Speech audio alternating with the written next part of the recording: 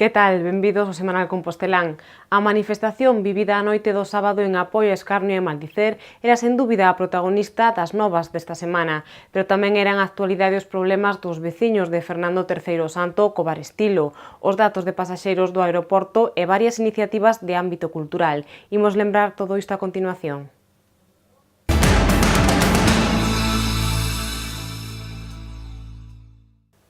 O luns ocupaba a actualidade da manifestación convocada o sábado pola noite en apoio a Escarnio e Maldicer. Arredor de 500 manifestantes discorrían polas rúas do Ensanche e acababan ocupando o antigo colexio Peleteiro. A policía víase obrigada a usar botes de fume para desaloxalos. A manifestación saldábase con 2 detidos en liberdade con cargos e máis dun 100 de identificados.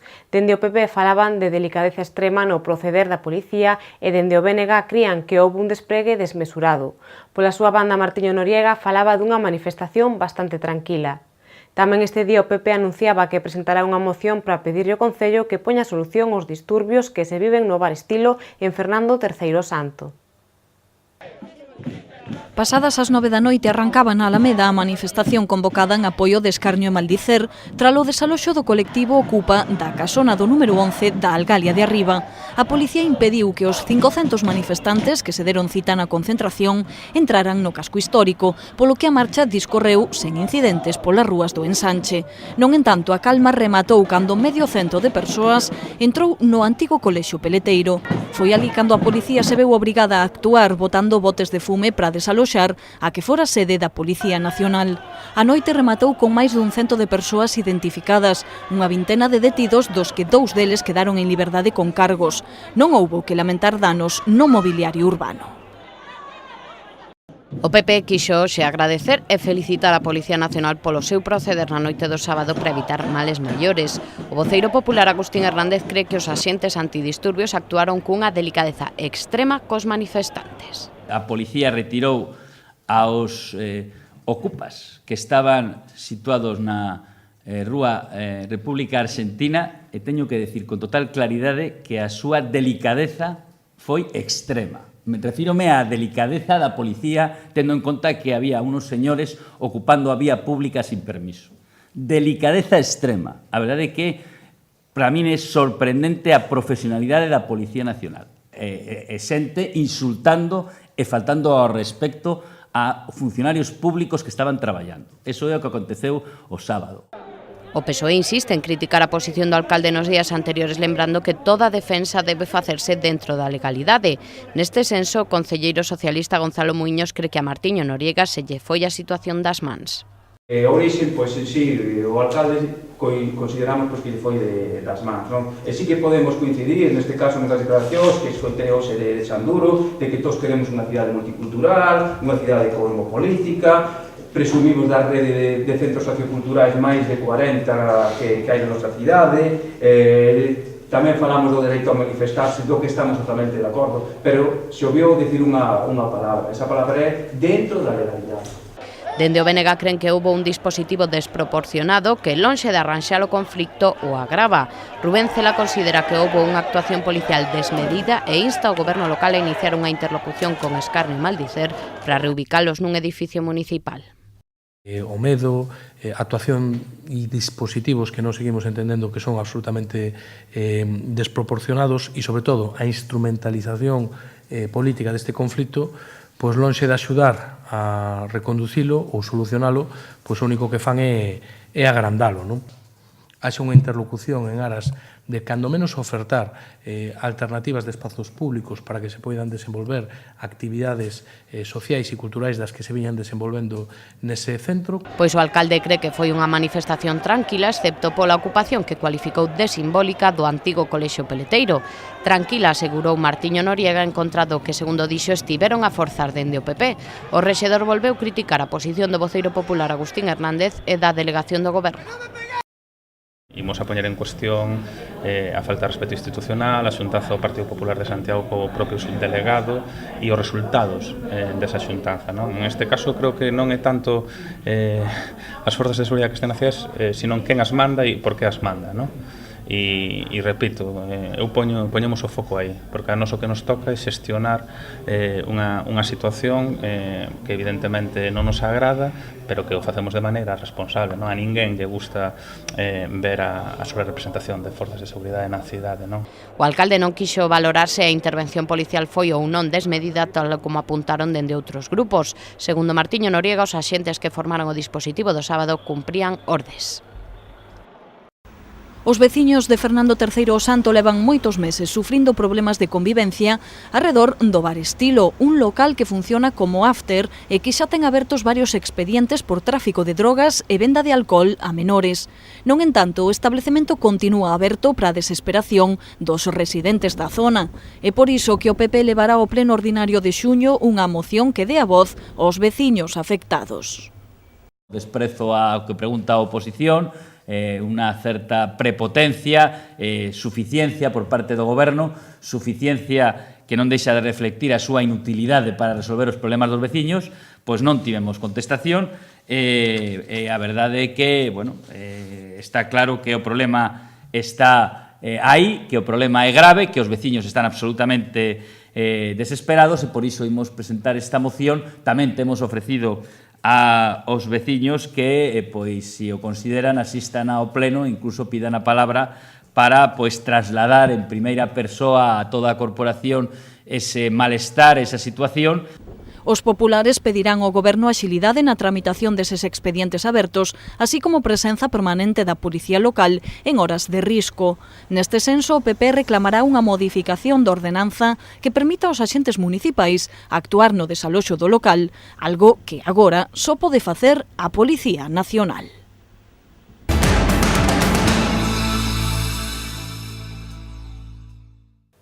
O martes coñecíamos os datos dos pasaxeiros do aeroporto. O balance era positivo, xa que neste mes de maio rexistrábase un crecemento do 3,5% respecto ao mesmo mes do ano anterior. En canto aos peregrinos tamén podíamos falar de ano récord, pois no que vai de 2017 pasaron pola cidade máis de 80.000. Tamén este día o Comité de Empresa da Consellería de Políticas Sociais saía á rúa para recoller firmas para a Escola Infantil de Santa Susana e que a gardería leva máis dun ano pechada pendente do proxecto de rehabilitación que ten que levar a cabo a Xunta.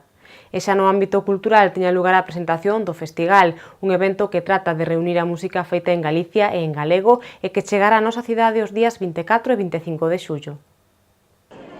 Dende a Semana Santa, arranque da temporada alta en Santiago, as rúas do casco histórico son un fervedoiro de turistas e peregrinos. Unha percepción a pé de rúa que se está a ver reflectida nos datos estatísticos coñecidos esta mesma semana. Por unha banda, as cifras do aeroporto que continúan a senda positiva, rexistrando en maio un crecemento do 3,5% respecto ao mesmo mes do 2016. Así pasaron pola terminal de Lavacolla máis de 238.000 pasaxeiros, o que supón 5 meses de suba de viaxeiros consecutivos. Os enlaces máis exitosos son os de Londres e Milán, que acadaron un case cheo o mes pasado. Deste xeito, entre o 1 de xaneiro e o 31 de maio, rexistráronse case o 1.000.000 de pasaxeiros na terminal compostelá. Unhas cifras positivas que van en consonancia co Camiño de Santiago, no que levamos de ano chegaron a Compostela máis de 81.000 camiñantes, un 13% máis que no mesmo período de 2016. Dese total, o 65% dos peregrinos foron estranxeiros. O Camiño francés segue a gañar por goleada, sendo a ruta utilizada polo 61% dos camiñantes. A Xunta tiña previsto realizar obras de rehabilitación na Escola Infantil de Santa Susana, ubicada nun emblemático edificio da Alameda que sofre varios problemas durante este curso. Os traballos non se levaron a cabo, polo que os usuarios teñen asumido que despois dun ano pechado o centro seguirá así o vindeiro curso. É por iso que hoxe saíron á rúa para recoller firmas de apoio entre os cidadáns. E que os nenos e nenas, así como os traballadores, foron reubicados, pero os afectados temen que o peche sexa indefinido. E polo de pronto non temos nin proxecto de obra. Se non hai un proxecto de obra a estas alturas, para o ano que ven tamén está comprometida a rehabilitación. Polo tanto, se nos tememos que sexa un feche a longo plazo, se non sexa un feche para unha rehabilitación, que sexa un feche indefinido. E o que non queremos son 90 plazas para o centro da cidade, que son moi importantes para os nenos e para os pais, porque tamén é máis para os traballadores do centro que tamén están desplazados a outros centros coas conseguintes molestias, que evidentemente non están no seu posto de traballo.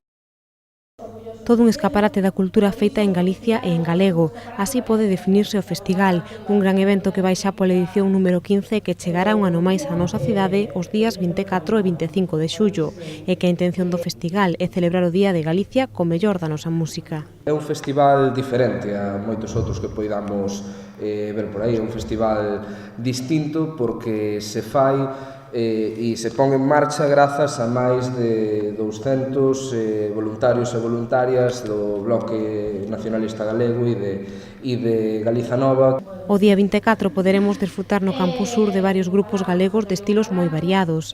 A primeira actuación correrá a cargo do DJ Bigote Mix. Este músico compostelán, sabedes que lle mola moitísimo pinchar para o baile. El di, segundo dicía aí unha vez que lin, que lle gusta que a xente que baile, que ligue. Nos creemos que o festival tamén é un espazo de ligoteo, porque el dicía, tamén ligando e bailando se fai país. Pois claro que sí, o festival tamén é para eso, non? Para disfrutar, para intercambiar, para divertirse. Tras el pasarán polo escenario Son de Rúa os amigos dos músicos Guadigalego, Neo e Raiva. O día 25 tamén está organizado un café concerto no que actuarán as bandas regueifeiras Pero Rilo, Da Boa Pipa, Lavandeiras, Navizaguel, Aurias e Tanxugueiras. Estas últimas agasallábanos hoxe cunha pequena mostra da súa música.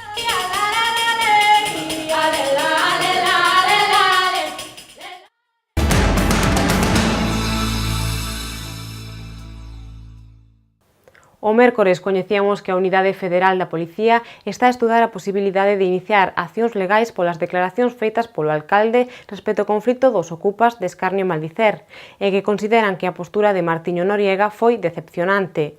Ademais, o mércores o Concello asinaba 7 convenios con entidades asistenciais da cidade e a Federación Galega de Comercio, ca colaboración da Xunta de Galicia, puña en marcha a campaña Días Azuis. Trátase dunha iniciativa que quere premiar a fidelidade dos clientes cun sorteo no que se repartirán 16.000 euros e a vez incentivar as compras nas datas anteriores ás rebaixas. Lonxe de aplacarse, o conflito en torno ao desaloxo de Escarnio e Maldicer da Casona, da Algalia de Arriba, segue a dar que falar, e que a Unión Federal da Policía pediulle ao seu gabinete xurídico que estude as declaracións feitas polo alcalde en pasados días por si procedera iniciar accións legais contra el. O sindicato entende que a actitude de Martiño Noriega foi decepcionante e impropia dun representante público. Non entanto, o rexedor di non estar preocupado e quita importancia ao sindicato que di ten unha representación mínima dentro da Policía Nacional.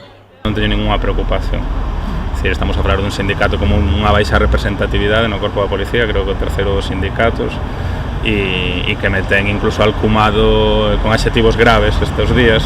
Se a maiores quere explorar a vía judicial, pois que a explore, non? Eu creo que sobre este tema xa dixen todo o que tiña que decir e algúns estánse a retratar e cada día se están a retratar mellor. A Concelleira de Políticas Sociais asinou este mércores 7 convenios coas entidades Down Compostela, Fonte da Virxe, a Fundación Andrea, Aspas, a Asociación de Esclerose Múltiple, a Asociación Sarela e a Cadar, co obxectivo de dar continuidade a moitos dos programas que estes colectivos poñen en marcha ao longo do ano. Trátase de iniciativas que permiten mellorar o día a día dos usuarios destes colectivos e as súas familias.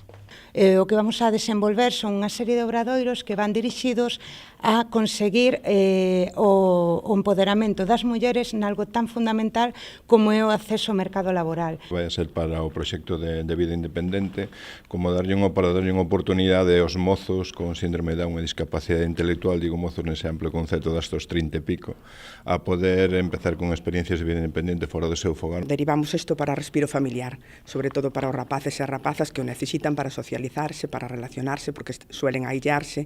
Noso colectivo xa sabemos a súa problemática. E tamén, valga a redundancia, para o respiro dos coidadores. A rehabilitación, e a rehabilitación tanto fisioterapéutica como logopédica neste campo é onde vamos a invertir a axuda que nos ofrece o Concello. No noso caso, vai dedicada a familias que teñen nenos con enfermidades de longa duración crónicas ou terminais que están atravesando unha situación moi complicada e vai íntegramente a axuda de psicoterapia. É un proxecto específico para apoio psicoterapéutico. Para simplemente continuar ca rehabilitación integral e E nada máis, non? Respiro familiar, atención ás necesidades das familias que teñen no seu seo unha persona con discapacidade intelectual. Estas intervencións, este programa en fin de semana, suele unha media de 2 fines de semana por mes, aproximadamente temos uns 40 respiros prácticamente ao longo do ano.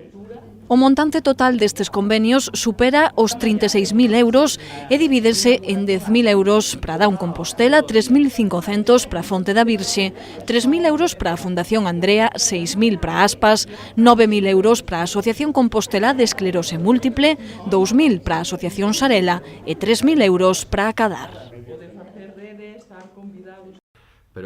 Dinamizar o comercio galego de proximidade incentivando as compras nas datas anteriores ás rebaixas. Con esta idea, a Federación Galega de Comercio, ca colaboración da Xunta, porá en marcha a campaña Días Azuis entre os vindeiros 16 e 30 de xuño.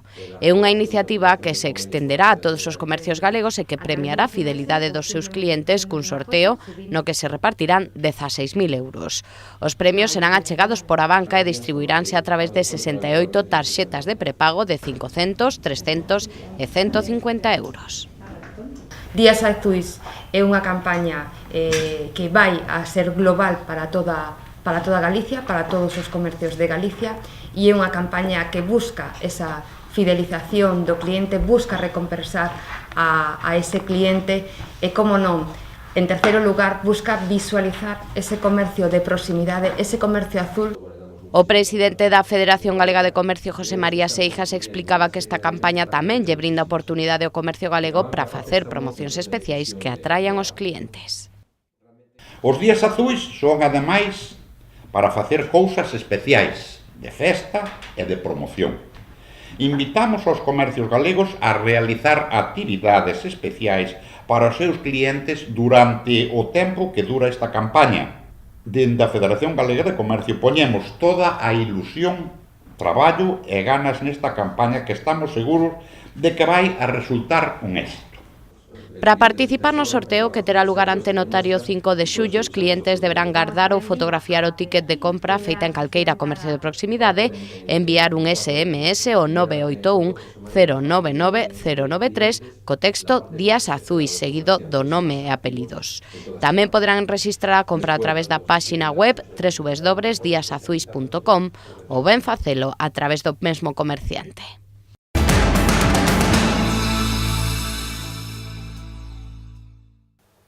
O xoves, os conflitos dos veciños cas pelexas nocturnas e o ruído producidos polo bar Estilo volvían estar á orde do día. O concelleiro Xanduro recoñecía o problema, pero aseguraba que non hai que ser alarmista, posto que a solución xa está encamiñada.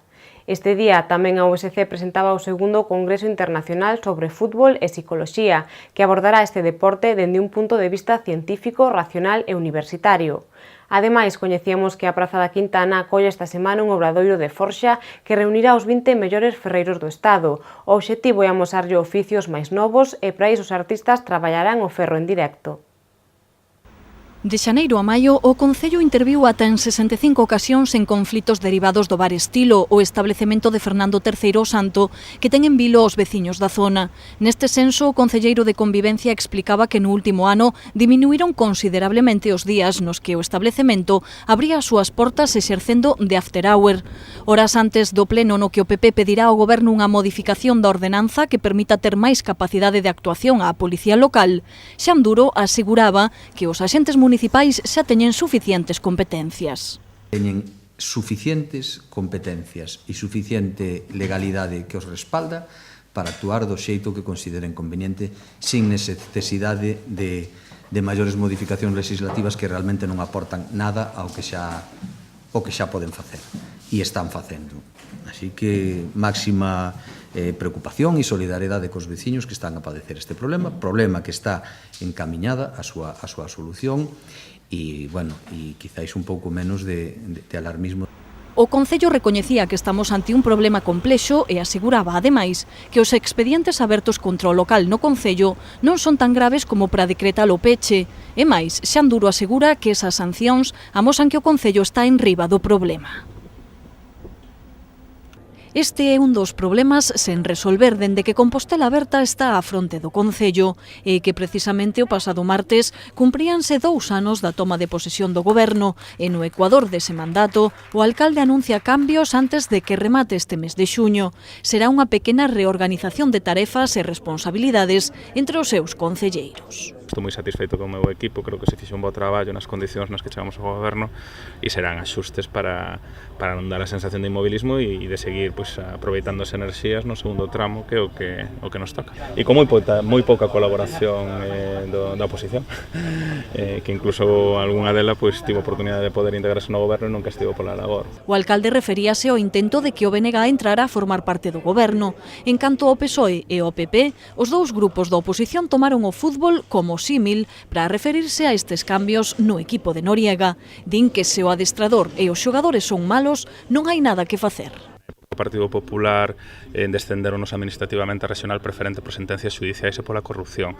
E dende aquela recuperamos o club, saneámolo, temos un equipo de canteira participado. Seguindo co símil futbolístico, podríamos decir que cando un partido como o PP ficha unha estrella como Agustín e logo sale unha Anelka, pois a verdade é que eu entendo perfectamente que no PP estén preocupados, porque cando pagas moito por unha persoa que era o número 3 do partido e chega, perde eleccións.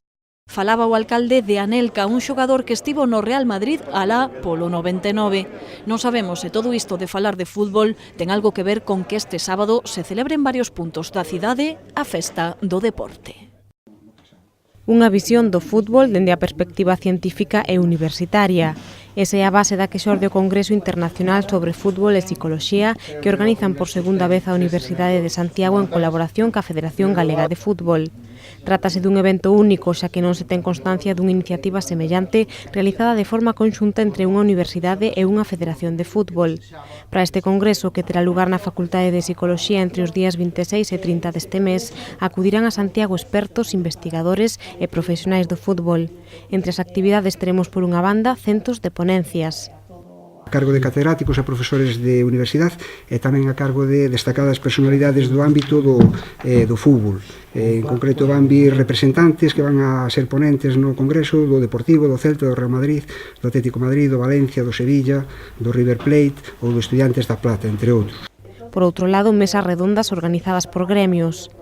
Vai haber unha mesa de adestradores, unha mesa de xogadores, unha de directivos, unha de árbitros e unha de xestores deportivos. E ademais vai haber unha mesa específica tamén sobre violencia no fútbol. Haberá tamén talleres prácticos nos que se presentarán os últimos avances sobre fútbol e psicoloxía aplicada a este deporte. Dende a Federación Galega de Fútbol agradecían que se celebren este tipo de iniciativas que logran reunir a profesionais de tan alto nivel.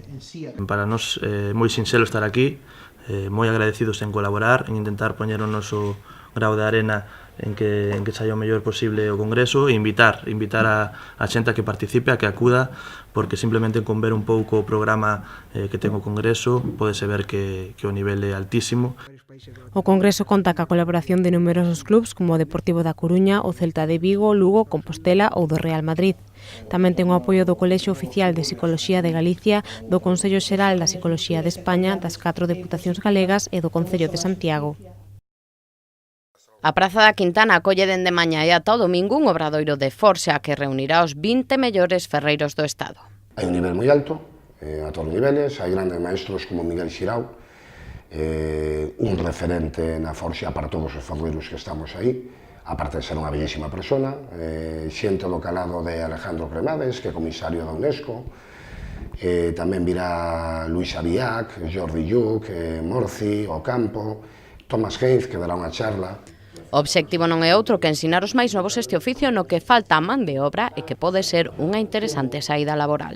É unha forma de cara ao público que vexan que hai oficios que teñen saída laboral, porque normalmente os talleres de forxa estamos demandando man de obra, pero que non hai man de obra para isto. Hai soldadores, porque moito FP, moito tal, pero xente para a forxa que podes hablar é que somos contados, non hai. E realmente, se miramos Galicia, son 5 catedrales en Galicia. Os artistas amosarán a súa obra e traballarán o ferro en vivo e en directo. E máis, 6 dos máis importantes ferreiros do Estado realizarán unha escultura que logo poderemos ver no Parque Eugenio Granel. A obra, que escenifica unha onda do mar, medirá máis de 3,5 metros.